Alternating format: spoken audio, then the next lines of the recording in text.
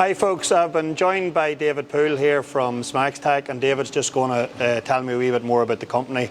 David, thanks very much for taking the time out to chat to us. Yeah, no Could problem. you tell me a wee bit about your role within smaXtec and a wee bit about the company itself? Yeah, my role, I'm UK and Ireland sales manager, so I basically run the team of sales reps throughout the UK and Ireland. smaXtec is an Austrian company, but we've been in the UK now for about 5 years. However, it's only in the last couple of years that we've gone direct to farm. So we now have reps covering the farms throughout the UK and Ireland. Basically, we felt that was the best way to go, so we're working directly with farmers, and I think at the moment it's showing that is definitely beneficial to us. Good. So we're on the farm here in Ballyclare, and this is David Cargill's farm. So when David contacts you and you come and you actually physically put the bolus in the cow, Yep. Is that the end of it, or where do you use? Absolutely not. We have obviously we come and we bolus the cows if need be. We make sure that everything's right on the day that we do that.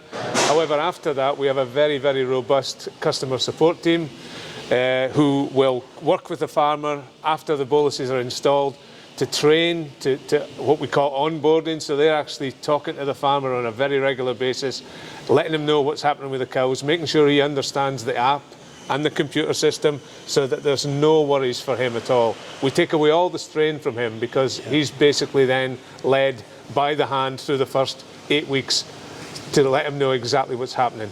And they will set up WhatsApp groups with other farmers so he can talk to them as well, people that have maybe had the system in for a wee while. And then even after that, they will continue to monitor. So there might be a day when they're monitoring this farm, for instance, and one of the customer success team will say, yeah, looks like that cow's got a little bit of a temperature. Phone up David and say, have you noticed cow number 1, 2, 3 has got a little bit of a temperature today? Maybe just have a look at her. So we continually monitor, help, support the farmer after the initial bolus has been put into the cow. So see here on David's farm, so say there's 140 odd cows, and each cow, you're collecting data on that cow, you're collecting data on the herd of the cows, and then you have loads of more herds, so you're collecting, that's a lot of data, so it's very information based. Absolutely information based. We store the data that we get from every cow that we have a bolus in the cloud. Now I'm not 100% sure how the cloud works, but it's stored there for a purpose. It's stored there so that it can alert the farmer when there's a problem, but it's also stored for us to then be able to pick up on that data and work for the future. So we can then maybe put new developments into the boluses.